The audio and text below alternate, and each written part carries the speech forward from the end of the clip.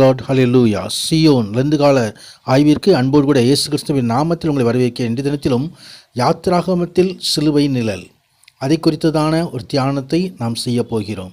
கர்த்தருடைய பரிசுத்த நாமத்திற்கு மகிமை உண்டாவதாக. சிலுவை நிழல் சிலுவையின் தியானத்தை குறிக்கிறது. சிலுவையை குறித்ததான சிந்தனை சிலுவையின் அடியிலே நம்மை கொண்டு போய் விடுகிறது. மோசையை தொடங்கி சகல தீர்க்கதரிசிகளும் எழுதிய வேத வாக்கியங்கள் இயேசு கிறிஸ்துவை குறிக்கிறது என்பதை ஆண்டவராகிய கிறிஸ்துவே நமக்கு சொன்னார். லூக்கா 24வது அதிகாரத்திலே அது குறிப்பிடப்பட்டிருக்கிறதை நாம் பார்க்க முடியும்.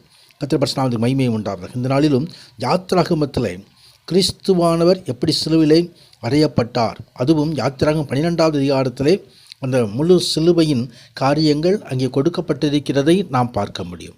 அந்த சிலுவை நிழலிலே நாமும் ஆண்டவருடைய சமூகத்திலே தியானிக்கும்படி கர்த்தர் நமக்கு கிருபை செய்வாராக. எகிப்தியன் கைகளுக்கு விடுதலையாக்கும்படி, இதோ கானான் தேசத்துக்கு கொண்டு சேர்க்கும்படி முச்செடியில் எழுந்திருந்தவர். அவர்தாமே கட்டளை கொடுக்கிற காரியத்தை குறித்து பார்க்கிறோம். இஸ்ரவேல் சபையார் எல்லோரையும் மாதம் 10ஆம் தேதியிலே ஆட்டுக்குட்டியை தெரிந்து கொள்ளும்படி ஆண்டவர் கட்டளை கொடுத்தார். கர்த்தருடைய பரிசுத்த நாமத்துக்கு மகிமை உண்டாவதாக. பாவங்களுக்கு பரிகாரமாய் ஆட்டுக்குட்டி பலியிடப்பட வேண்டும். கர்த்தருடைய பரிசுத்த நாமத்துக்கு மகிமை உண்டாவதாக. விடுதலை வேண்டுமானால் அங்கே பலி செலுத்தப்பட வேண்டும். நிசான் மாதம் 10ஆம் தேதி இயேசு கிறிஸ்துவான வெற்றிகரமாக எருசலேமுக்குள் கழுதையின் மீது நுழைந்ததை நாம் வேதத்திலே பார்க்க முடியும். பழுதற்ற ஆட்டுக்குட்டியை பலியாக தேர்ந்தெடுப்பதற்கு அந்த நாள்தான் சரியான நாள். கர்த்தருடைய பரிசுத்த நாமத்துக்கு மகிமை உண்டு. அந்த ஆட்டுக்குட்டி ஆணாக இருக்க வேண்டும், பழுதற்றதாக இருக்க வேண்டும், பரிபூர்ணமாக இருக்க வேண்டும். அதை ஆண்டவர் கட்டளையாக கொடுத்ததை யாத்திராகமம் 12ஆம் அதிகாரம் 5வது வசனத்திலே நாம் பார்க்கிறோம். கர்த்தருடைய பரிசுத்த நாமத்துக்கு மகிமை உண்டு. கிறிஸ்துவானவர் அவரே பரிபூர்ணராக இருந்தார். எல்லாவதிலும் சோதிக்கப்பட்டாலும் அவர் பாவமற்றவராக பரிசுத்தராக அவர்தாமே பரிசுத்தமுள்ளவராக இருந்தார். அவர்தாமே ஆட்டுக்குட்டியானவர் என்று அழைக்கப்படுகிறார். ஆட்டுக்குட்டி சாயங்கால நேரத்தில் அந்தி பலி செலுத்துகின்ற நேரத்திலே மாலை 3 மணிக்கு, அது 9ஆம் மணி நேரம் என்று அழைக்கப்படுகிறது. அந்த நேரத்தில் அது பலியிடப்படும். கிறிஸ்துவானவரும் சிலுவையிலே நமக்காக இரத்தத்தை சிந்தி 9ஆம் மணி நேரம் என்று சொல்லக்கூடியதான 3 மணி அளவில் அந்தி பலி நேரத்தில் அவர் நமக்காக தன்னையே பலியாக ஒப்பு கொடுத்தார். கர்த்தருடைய பரிசுத்த நாமத்திற்கு மகிமை உண்டாவதாக.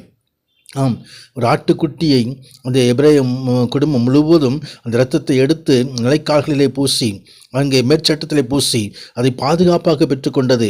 சத்துருவானவன் தொடாதபடிக்கு, வாதை அணுகாதபடிக்கு கர்த்தருடைய பரிசுத்த நாமம் அவர்களை எல்லா நியாயத்தீர்ப்பினின்று பாதுகாத்தது. கர்த்தருடைய பரிசுத்த அதே கிறிஸ்துவின் ரத்தம் நம்மையும் பாதுகாக்கிறது. கர்த்தருடைய பரிசுத்த ஆட்டுக்குட்டி ரத்தத்தினாலே அவர்தாமே நமக்காக பலியிடப்பட்ட செம்மறி. அவர் தாமே நமக்காக பலியிடப்பட்ட பஸ்கா. கர்த்தர் மகிமை. அப்படித்தான் அப்போஸ்தலர் எழுதுகிறார்.